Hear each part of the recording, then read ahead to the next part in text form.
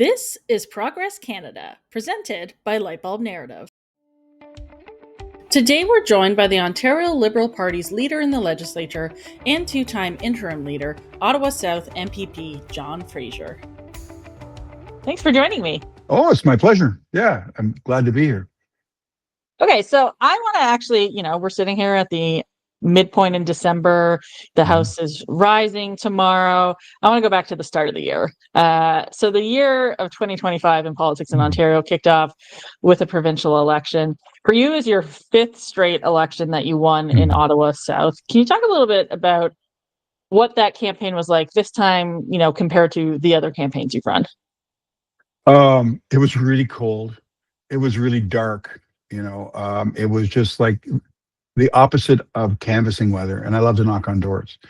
And it just wasn't smart to be out a lot, just because of ice and snow. And it was hard for volunteers to come out. It's, not the sunny, warm summer or spring, or even mild. So it was hard to get volunteers, but that was something that everybody else experienced. And it was a snap election. There's a certain level of cynicism. I understood people were upset about healthcare. There was no question about that. They were afraid, like the Trump played a sort of loomed large over the election. But, there are some advantages. I'm used to doing the sine wave, which I never wanted to do at the beginning. I've done it for, I think, 4 or 5 elections. I've done all 5 elections. I love doing it.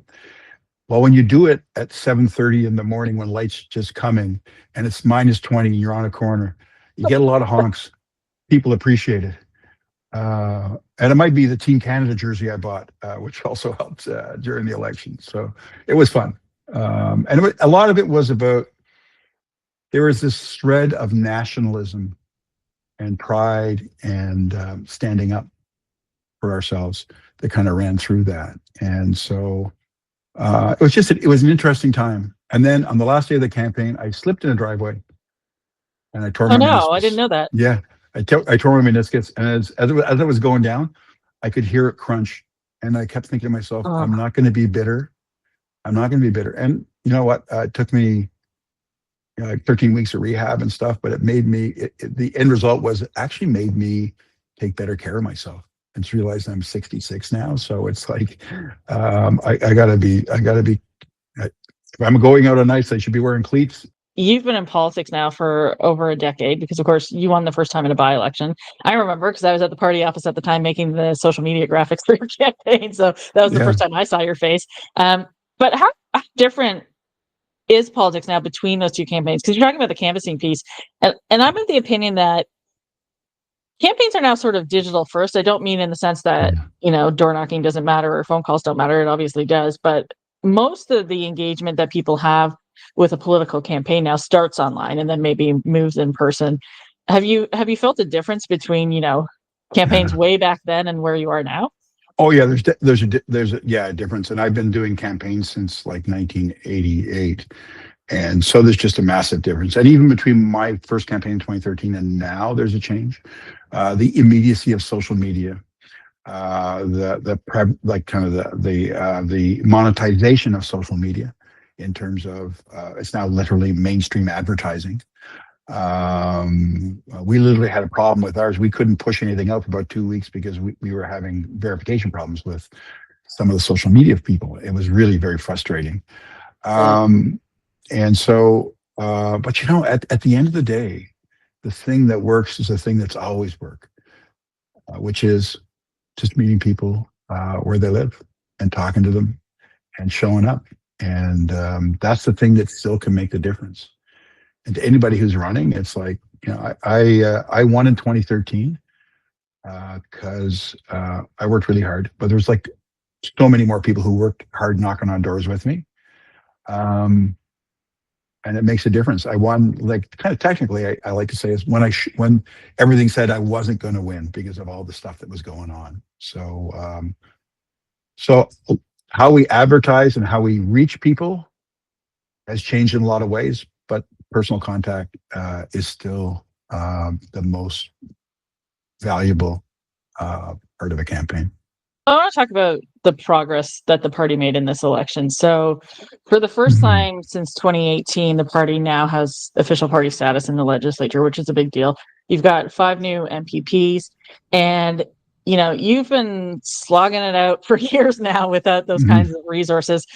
How much has that changed, one, your workload, but two, the impact your caucus is able to have in the legislature now? It's way more work, but it's so great. We get equal time in the legislature. Where I used to get, where we used to each get one question every 8 days. Now people get one every 4 days. I used to have one question every 8 days too. They didn't make any difference. It didn't matter that I was a leader. It was just treated like everybody else. But now we have I have 2 questions every day. And I usually routinely share at least one of them a week with caucus members. So they get used to that. But it's like every morning I've got like literally 6 questions, which is, it's work. Because you have to, and I spend a lot of time thinking about those questions. I think they're important. I know the Premier doesn't think question period is important. It is a very important part of our democracy.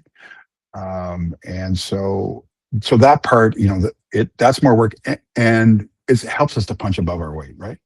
Like not every other caucus member in the other caucuses get one question a week, right? That's a lot.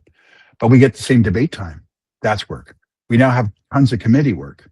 So we're way busier than we've ever been. And it's a bit harder to balance off some of the things that we want to do outside of the legislature. So, and then we have like a bunch of great folks who are working for us in LCSB. They punch above their weight, and they're people who, well, you know some of them, right? They've been around for 20 years as well too, and so it's good to have that kind of mix of young people learning and people who have experience. And so and the other piece is when we're not working in here, now we can travel and talk about our bills or talk about our critic portfolios, and when you do that, you always end up meeting liberals. Right, so there's this ability to you think it's given us all this like $3 million in caucus funds to help support what we do here. So you can be trapped and thinking like all this great stuff that happens inside the legislature. Well, it's equal outside the legislature. Like it was really hard for us to get out to communities, I think I've been since the summer. I've been to Thunder Bay, I've been to Brantford, I've been to Hamilton, I've been to Niagara. Of course, I'm always in Ottawa. I've been in Cobourg. Anyway, that's all I can remember. So in previous years, it's been hard to do that. And I know my caucus colleagues, so many of them have been out to southwestern Ontario, northern Ontario. And that's important because we need to do the work to build the party, right? That's our job. That's our responsibility as the caucus as a whole, as leaders. Their job is to build the party, and that's not just in here. It's not just having people come to us or come to here or watch us here. It's us going to them, and that's like, to me, actually, that's the biggest. Like we got all this work. That's the biggest opportunity is for us outside the legislature. So I want to talk about the legislature a bit, and the fact that outside the legislature is actually a lot of time because.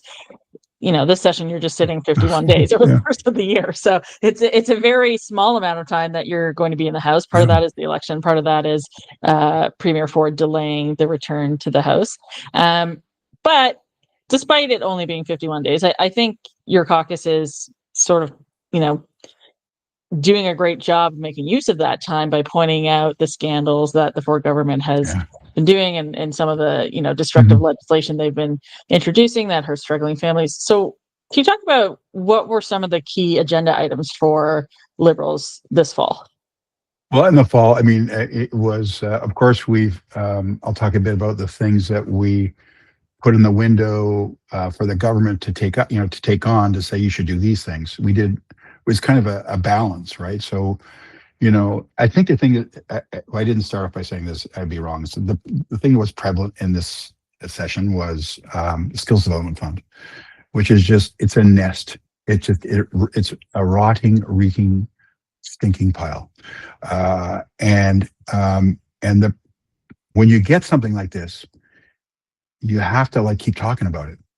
And it's so complex. There's so much. I didn't come here to talk about scandal and strip clubs and like, Ontario Securities Commission's violations and, lobbyists. I came here to talk about healthcare and education, just like the rest of the folks that work with me.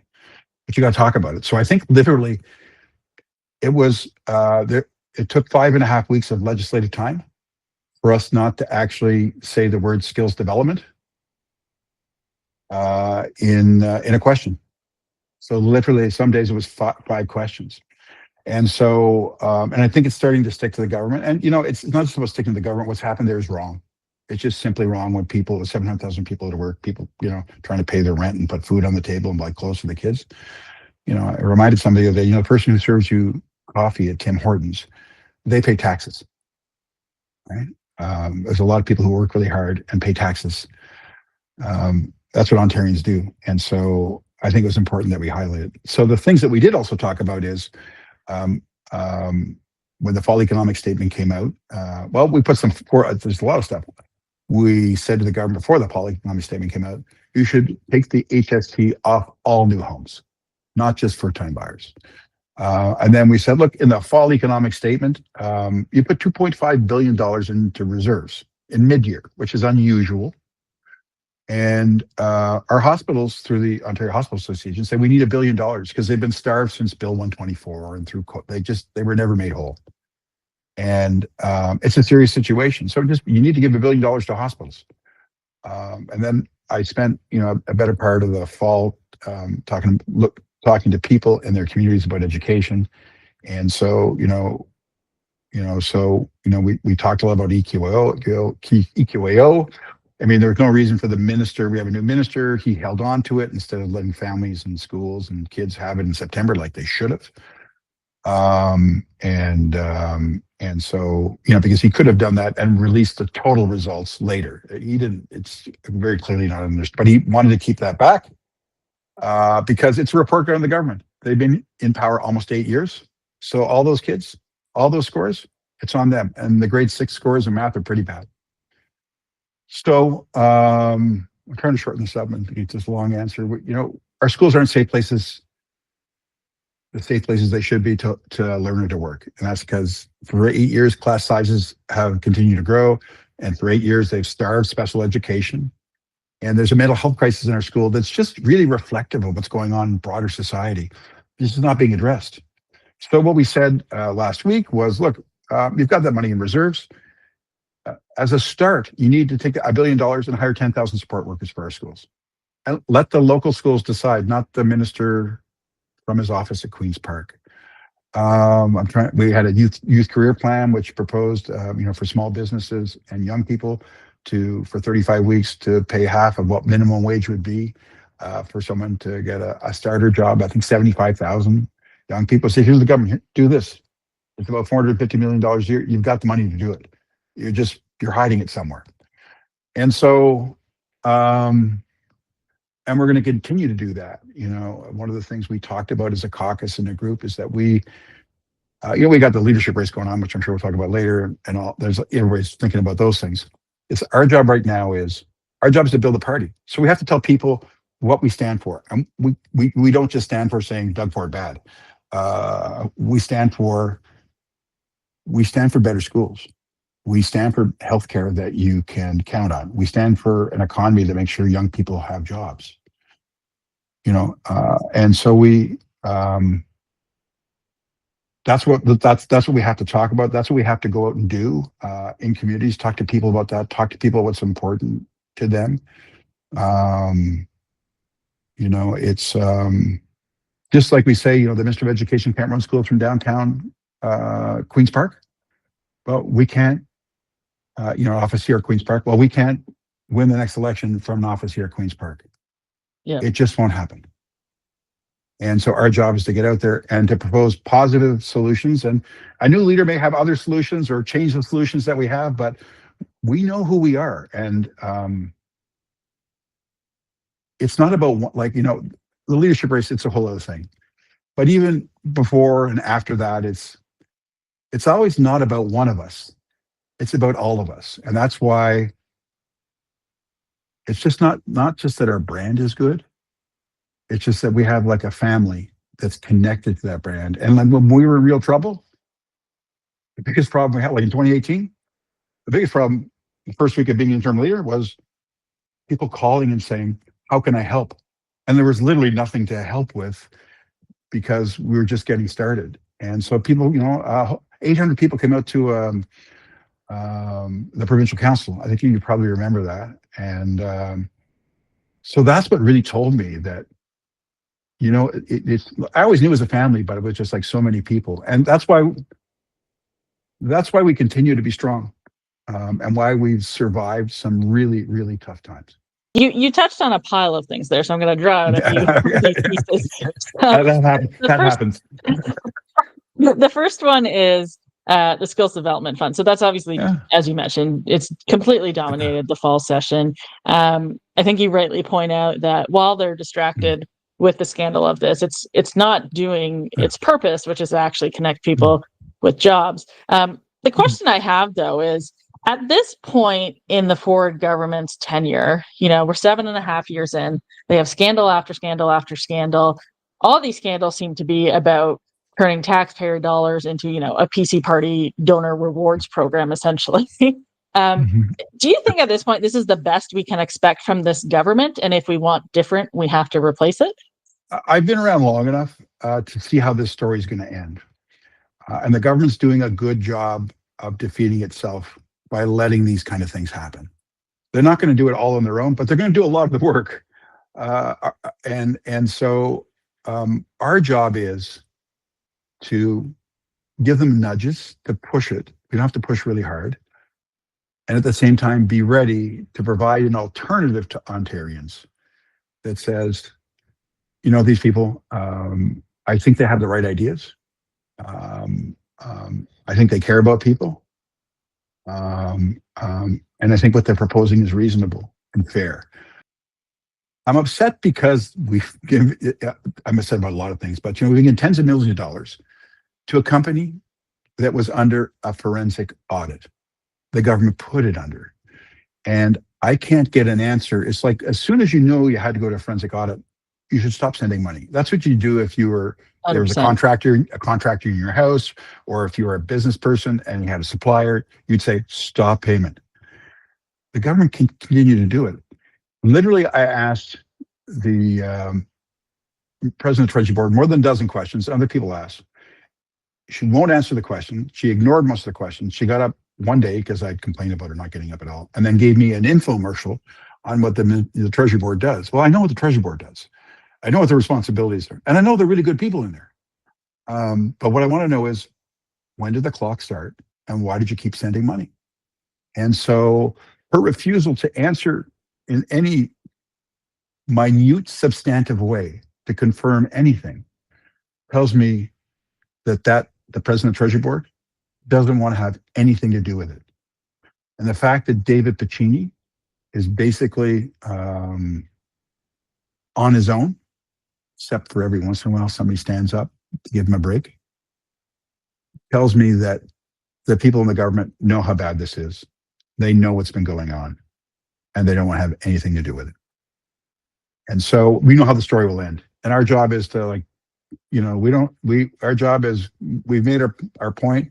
We have to continue to push, while at the same time preparing ourselves, and presenting ourselves to Ontarian as a reasonable, responsible, thoughtful alternative to what they're seeing right now. So speaking of reward points, as you mentioned, the Ford government seems to be big on siding with corporations over the public. So we have this legislation they put forward reversing legislation the Liberals had put forward on expiring reward points. And then, there was the whole thing with unlimited ticket gouging during the World Series run, which of course they had previously reversed Liberal legislation protecting consumers from huge gouging on that. They seem to be finding all kinds of new ways to make life more expensive for Ontario families. How is the party pushing back? How are the Liberals pushing back? Well, I got to give it to our colleague Steve Blay, who was going through the legislation. He found this line. we'd all kind of, we're all busy, so I didn't say we necessarily missed it, but we didn't get around to seeing it. And he saw it, and he said, "This is what they're doing." It's literally what it says, "Your points can't expire except," right? So why would you need to do that? Why are they taking that away? Well, it's not because Mrs. Smith, with her optimum points, was saying, "I need you to make this legislation different." It protected her enough, right? It protected her points from expiring only because they were old, right? And the government said, "Well, we're protecting people more. They can take them to court." And I'm just like, "What?" So, and we're all kind of shaking our heads. And we proposed 5 times. And Stephen did a lot of work on this, and was quite creative. He wound it so, and it which helped to get the message out that, look, this is what the government's doing. Now we're going to end up voting on it tomorrow. It's going to happen, but at least we can hold the government to account on it. It's just unfair. And the ticket stuff, that's unforgivable. The premier said he was going to do something about it. He was responsible for changing a law that that would not have allowed people to sell tickets that way for more than 50% of the face value. Now we're so it's out of control. And you know what? In both those, it's big corporations, and so the ticket thing, it's just greed. It's just pure greed. And I guess because the premier hangs around with a lot of billionaires, he's becoming immune to greed, right? Like greed's that's okay. And the problem with that is somebody else is at the short end of the stick. And it's like you're saying, it's like everyday Ontarians. Veronica, who's just started working for me, is from Croatia. Is Croatian heritage. Croatia's coming. And she really wants to see them. I think she saw them at a game a few years ago. She says it's $1,000 a ticket on the website now. $1,000. Like, what 12-year-old kid was going to go to the World Series? So Doug Ford's really for the people, and for the 12-year-olds. He would never have changed that law. And if it was mistaken, he would have corrected it by now. But he doesn't care. Right now, the government figures they can do whatever they want. They can shovel out tens of millions of dollars, hundreds of millions of dollars in skills development funds with no strings attached to friends and lobbyists and people who used to work in the premier's office. And it's just like, it's sometimes it's maddening, discouraging, enraging when so many people are just hurting and trying to get by.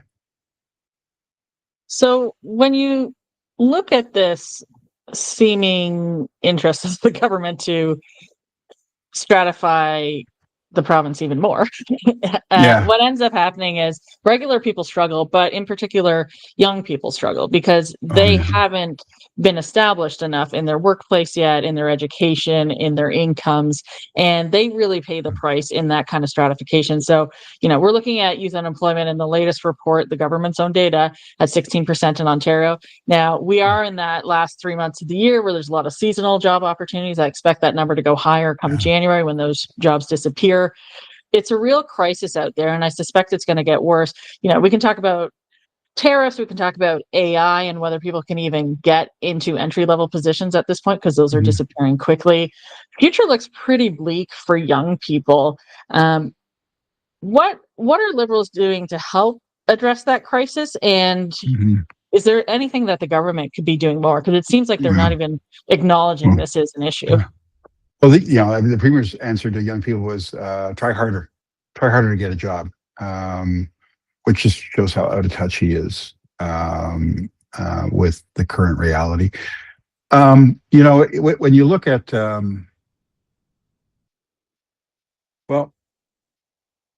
it's just not the youth unemployment right now. Like, it's very discouraging for people who are youth, which we think is like 18 to 26 or 30 or whatever it is. But the hard thing about it is it's just a lovely time to be a youth in Ontario and a kid, right? Like, you take a look at the EQAO scores. You look at what's happening in our schools. You look at the government firing 10,000 people from our college system and letting it wither, letting universities wither, and then the crisis of youth unemployment. So I worry that it's not an episodic thing, that this is happening right now because of the economic conditions, but it's going to be a self-fulfilling prophecy because we're not giving kids what they need in school. And then we're not giving them actually training careers, career training in colleges, because we're sending the money out to the people that we're sending it, like owners of strip clubs and bar owners and dental brokerages, and instead of building on the asset that we've already got. So the thing that we can do is highlight the fact of what's happening in our college system right now and in our universities. You know, I work for a premier. I'm with a premier, both who invested in post-secondary education. You know, and it's not because they were nice people or good meaning. It's because they understood the economy, and that the only way to be successful in the world these days is have the smartest, best trained, healthiest people. That's where all your money goes. When you're paying an employee, when you're trying to build a business, and that's where your money should go if you're a government. And that's what we stand for. And so we'll be proposing some things around post-secondary. There's just a lot of stuff around youth. I'll unravel here if I start this, but it's like, we're not looking at online gambling and the impacting that's having from the 5-year-old to the 30-year-old. I was in my office last 2 years ago, 4 young men under 30. Said, how many of you online gamble? All 4 of them. How many of you do it once a week? All 4 of them. How many of you do it every day? 1 of them. And so we also exposed 6-year-old kids to relentless advertising on betting. It's almost more important than the game now. And so what are we doing with that? And what are we doing, around social media? Australia's just some stuff around social media and kids that's very unpopular with the big guys, the corporations. But it's like, we can't let our kids become slaves to the algorithm. Like, we already are, but they can't be starting from there. And so those are the things we got to talk about. Those are the things we got to think about. And so, along with proposing things, we kind of tossed around an idea of like, how can we bring people together to think about this and to talk about education, talk about young people, just to give us ideas and to have a forum. So that's something that's something we're tossing around. We're trying to figure out how we can do that in the context of all the stuff that's going on right now, and our resources, and rightfully the focus of the party, which over the next period of time we'll have to figure out the next race. So one thing you touched on in that is, a core part of a very strong workforce is it being a healthy workforce. And you're a former parliamentary assistant to the Minister of Health, so you saw what happened in the Harris years and how long that took to dig out of. Some might say, one of those people is me, that we never really did fully dig out of that period. And now we've entered an entirely new version of that, which will take years to recover. So, we have emergency rooms closing, hospitals are understaffed, healthcare workers are burning out and leaving the profession. And the Premier's one thing that he was going to do was create new medical school spaces so that we could train new doctors. And we recently found out that he hasn't even hit half of the number he said he was going to hit. So the system's going to take a very long time to recover. How are Ontario Liberals pushing back on this? And what's the plan for getting healthcare back on track? Well, I think the two things that are sort of most visible is that my colleague, our colleague, Adil Shamji, put forward a plan for family medicine that would have got us to what we needed with family docs, primary care, because there's nurse practitioners as well too, right? There's a whole ability inside scope to be able to make sure that people get the care they need from the person most able to do that, depending on the acuity or whatever you want to call it. We want to give $1 billion to hospitals because they need it, because they're asking for it. And I think it's just, our hospitals aren't working. First of all, they're not working at full capacity. We know from an OR perspective that there is lots of capacity in OR time, and that there is. And the government's giving money to private interest to build clinics, right? I don't have problems with things being done outside hospital, but I do have a problem with us not supporting our publicly funded healthcare system. I think they should be, and I think Adil said this as well too. We all believe that should be something that's a public asset that belongs to us. I think that the idea, and this happened in long-term care, where we were literally selling off a service so people could build equity and make a ton of money, right? I think we can do better than that. I know that we can do better than that. And I think that the hardest thing is going to be to build up the goodwill in the system, right? I mean, that happened after Harry. We had to build up that goodwill. We had to do things like measure wait times, right? And we had to do something hard like a health premium, which didn't necessarily build up goodwill with people, regular everyday people, because they didn't think that their taxes were going to cost them any more money, and that's what Dalton said at the time. But we had a choice, right? It's either just like let it keep going the way that it is, or do the thing is the right thing to do, that you're going to take a big hit for, but it was the right thing to do. And you know what? People re-elect us in 2007, 2011, 2014. And so we got to get that goodwill back. And we have to have an honest conversation about Ontarians about what they should expect from their healthcare system, and what they should what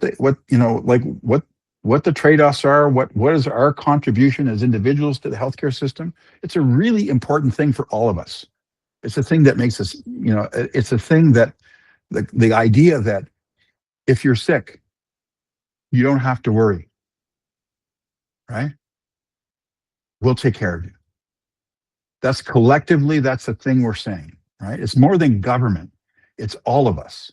And so we have to build goodwill back up in that system. And, there's opportunities for us, especially south of the border, where physicians and practitioners may want to come because of the political turmoil down there. I don't think we're necessarily taking enough advantage of that as a province. I know some hospitals are. I know Quebec right now, the doctors are just organically coming here because they're not happy with the Legault government. That's probably going to help us somewhat. I do think it was hard for the Premier to be Captain Canada and actively poaching positions from our neighbor. I think we can let people make their own decisions. It wasn't great for national unity. Let's put it that way. If the shoe was on the other foot, I don't think he'd be a happy camper. No, definitely not. Yeah. So there's a lot of work to be done there. I was a healthcare critic. I was in healthcare for literally 10 years until Adel arrived, and then Lee arrived, and then Tyler arrived. So we got a nurse, a hospital CO, and an ER doc. And so we have like a great team that really understands the system from almost every point of view. And so I had to stop being healthcare critic. I joke it took 3 of them to replace me, but that's not true. It was hard to give up. But now I got education, and I'm excited about that because it's sort of new for me. The more I dig into it, the more I love it.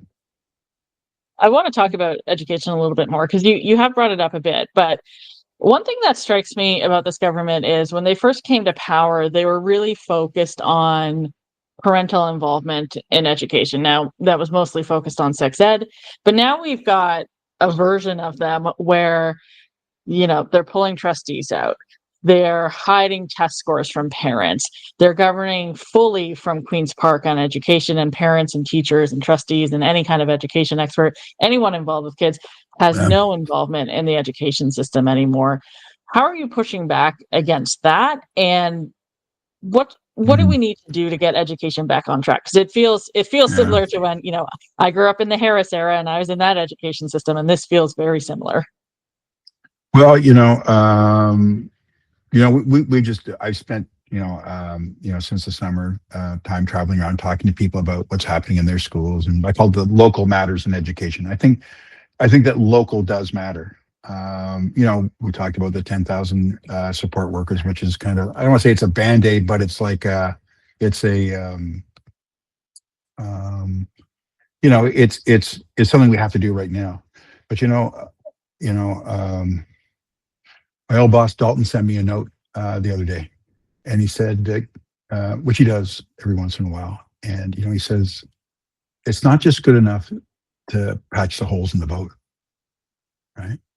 We got to do more than that, and we got to look at young people. It's not just our school. It's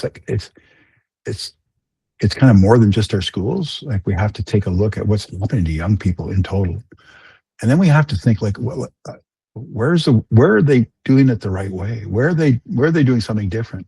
Where are they? Where are they having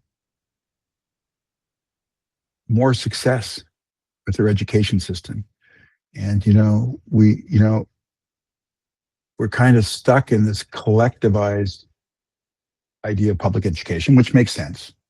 But how do you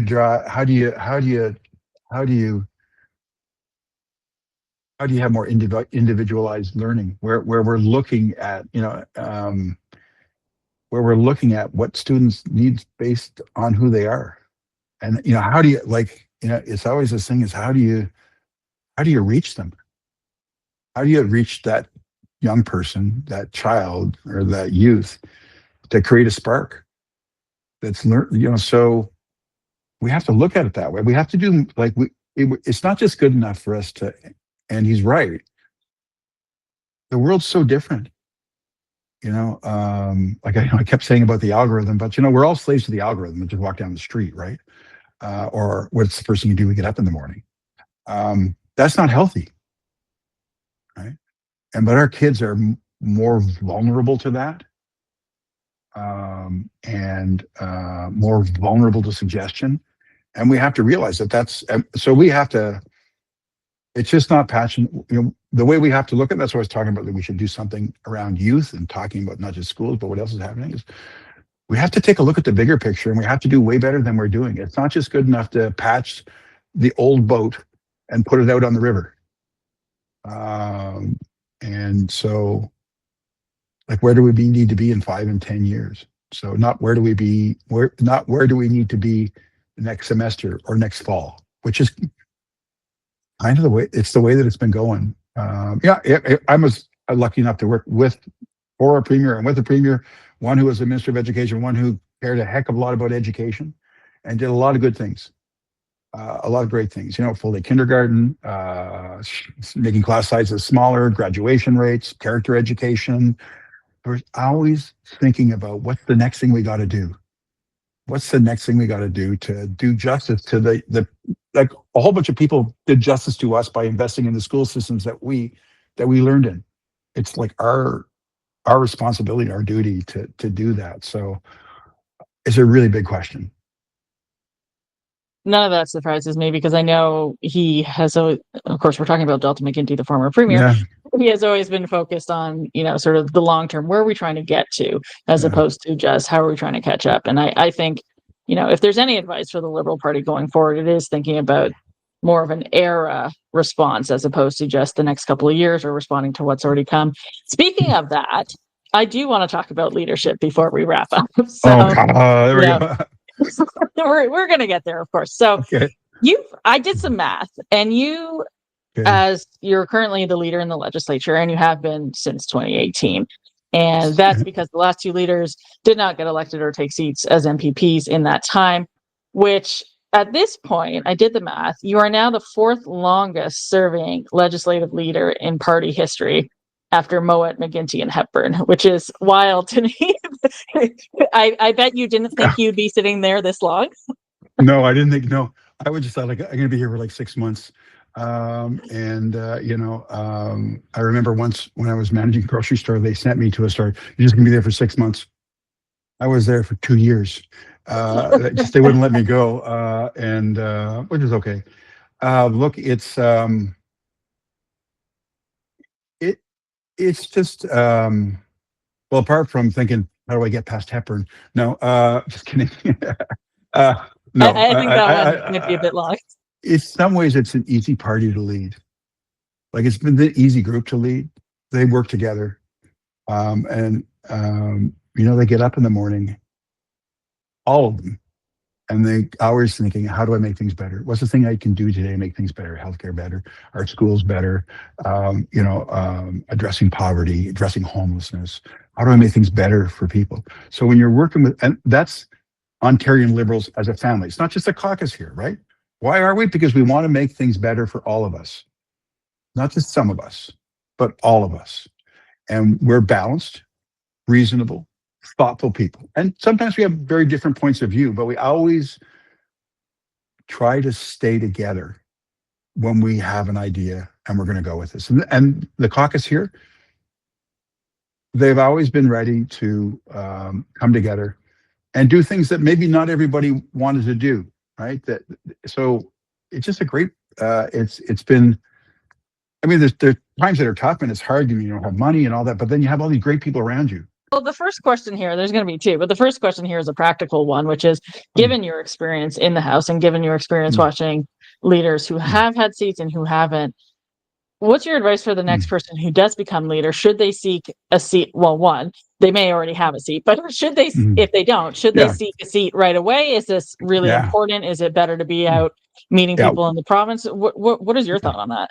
Well, look, I mean, I've always said, for the last 2 years, and I believe it, and I still believe it, but I look at it in a different way now, is that our most important work is outside here. And I think I just said that earlier in the podcast. It's like the work we do is important, but outside there, it's more important because that's where you build the party.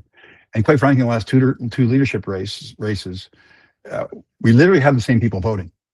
And we went through all this exercise. We signed up thousands and thousands more people. But we really hadn't built up a reason for people to join the family, not to join a person, right? And the leader that got elected didn't get a party that was supposed to be better from the start of the race. It wasn't, because it didn't work. You just see it in the numbers. It's just the math, right? So they weren't any farther ahead. And so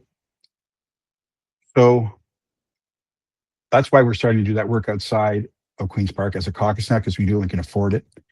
And we can afford to do it, and we want to do it. I don't think you can totally discount the work here, because it is a way to put yourself on the map, mostly not just throughout Ontario, but especially in the kind of the corp within the media radius that comes out of this building, which can be quite big, but also can be quite focused. That helps. I don't think it's an absolute, but if I look at what our past experience is, it might have helped. I would say, probably maybe more than I thought or I believed. I don't know. And so just because when I look at it, it's just like, well, when you're doing an experiment and you get the results, and they're the same results, and you go like, maybe the way I'm formulating the equation is not the right way, and that's up for people to decide. I think everybody has to think of that as an individual. How do we best? The best way is to get outside of this building, to meet Ontarians face to face where they live, talk about what matters to them.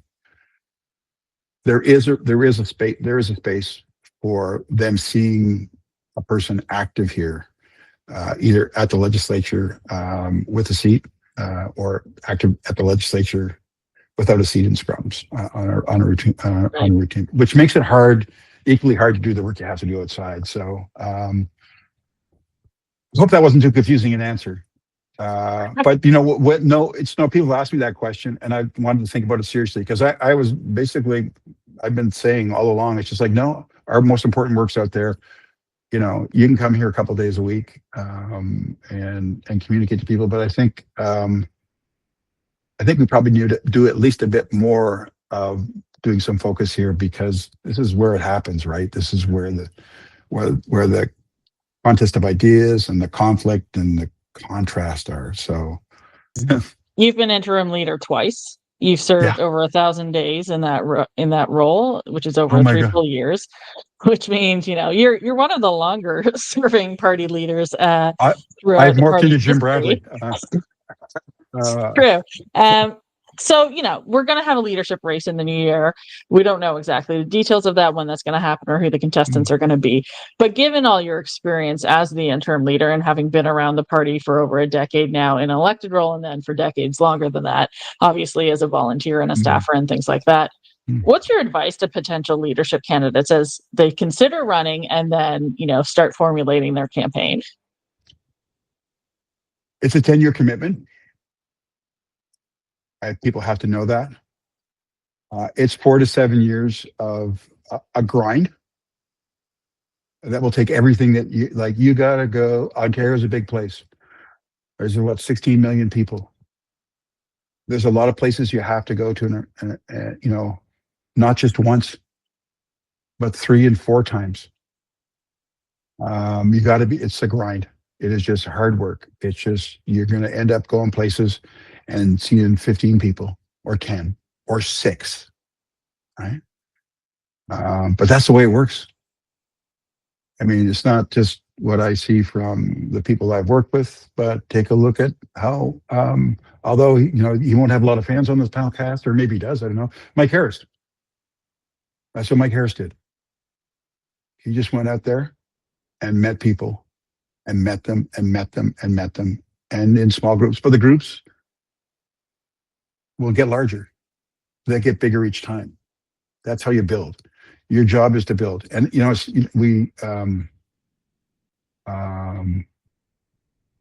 we shouldn't expect a savior, right? We need a grinder. Be prepared to do that. And remember, it's not about one of us. It's about all of us. And I think that's a really important part. That's the thing that I've learned, that we are really a family, and that we have 160 some odd year history. We've stuck together, and no matter how hard sometimes we try to kill ourselves, or hurt our brand or kill our brand, whatever. It's just like, it keeps coming back. It's not the brand. It's the people, right? They believe. They have an affinity, even when things aren't good, right? Even when people are mad at each other because of what went on, we still are able to come together. And you can even see it and I don't want to go back to the leadership review, but at the leadership review was an unusual thing, because there were people, very clearly there was opposing sides, right? But I didn't feel like there was. I knew there was, but there wasn't the feeling of people looking at each other as them over there, or, it was like, and it was a big event, and there was a lot of positive feeling, right? And so it was to me, that was really interesting, and it said a lot about who we are, and just our desire to make things better. So one last question before we go: how are you spending the holidays? I am going to go home and just hang around the house. I miss Linda a lot. I also miss my dog a lot, and she misses me, Healy. And so we'll take lots of walks. I'm going to ski with my grandkids, see my sisters, and then in January I'll start doing a bit of traveling again with the rest of my colleagues. But over the holidays, it'll just be, I just like being home. I don't have to travel anywhere. I don't have to go south, and just the thought of going someplace far away sometimes is just like, I guess I'm a true cancer. I'm good at home. I can just hang out here. I can go hang out at the cottage, although it's literally a 2.5 season cottage. But I just, the places that are familiar, the people that are familiar, are comforting, right? So especially in the holiday seasons. I think that's a great note to end on. Thanks for joining me, John. You've been listening to Progress Canada, presented by Lightbulb Narrative, a Canadian-owned company specializing in strategic communications, narrative development, and content creation. Our music today was composed by Elliot Middleton. If you enjoyed today's episode, please consider subscribing to access future episodes the moment they drop. Thanks for listening.